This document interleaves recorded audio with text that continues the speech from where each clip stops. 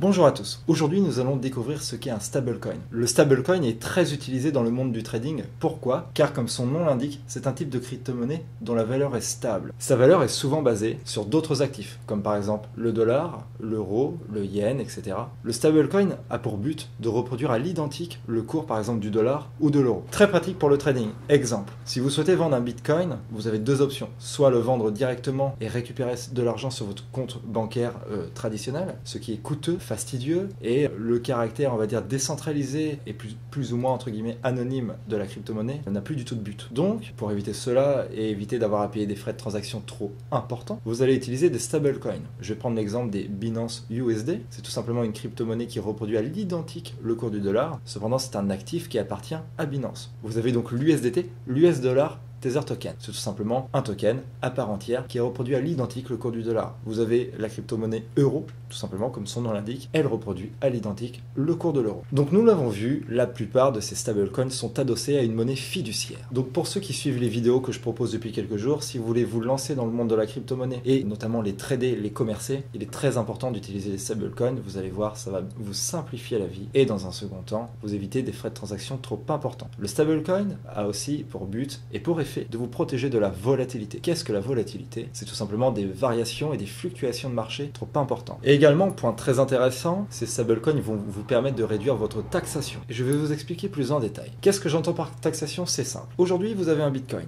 Vous souhaitez le vendre et le récupérer sur votre compte courant. Admettons. Vous allez devoir déclarer à l'État combien vous avez acheté ce dernier, combien vous l'avez revendu. Sur cette plus-value totale, vous serez imposé sur votre feuille d'impôt, si vous êtes un particulier. Pour éviter cela, car en France, d'ailleurs c'est un point positif, vous utilisez des stablecoins. Les stablecoins, par exemple votre bitcoin, vous le revendez contre un USDT, vous le revendez à nouveau, vous le rachetez, etc. L'État ne veut pas se mêler de ça, donc tant mieux.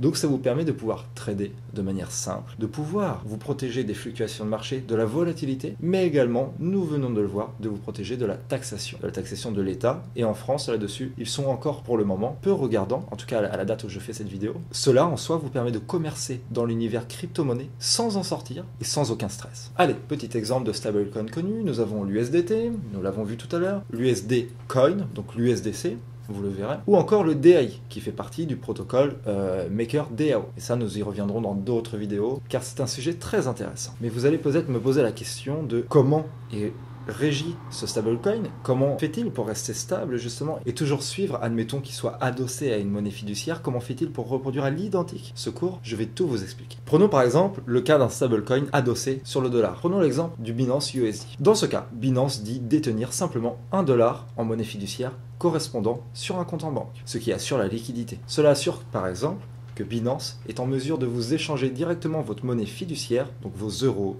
vos dollars, contre directement ce stablecoin. Et là on parle donc de liquidité car ils sont en mesure de vous fournir de la liquidité. Vous l'avez vu, si vous voulez commercer, trader de la crypto-monnaie, il est important de se servir de stablecoin. Il est très intéressant pour vous même de se servir de stablecoin. Alors attention, ceci n'est pas un conseil en investissement, c'est juste un retour d'expérience basé autour de l'univers intéressant des crypto-monnaies. La crypto-monnaie reste un marché très volatile, il faut donc que vous investissiez des parts raisonnables. Nous l'avons vu, le stablecoin vous apporte de la stabilité, c'est le cas de le dire, vous apporte une protection contre la volatilité et les fluctuations trop importantes de marché, vous permet des transactions crypto à crypto sans taxation. Le stablecoin est parfait, très intéressant à utiliser. J'espère que cette vidéo vous a plu. Si c'est le cas, lâchez un maximum de pouces bleus. Dites-moi ce que vous en avez pensé dans les commentaires. Également, faites des suggestions pour les vidéos futures si vous voulez qu'on aborde un sujet précis dans une prochaine vidéo. Pour ma part, je vous dis à la fois prochaine. Salut!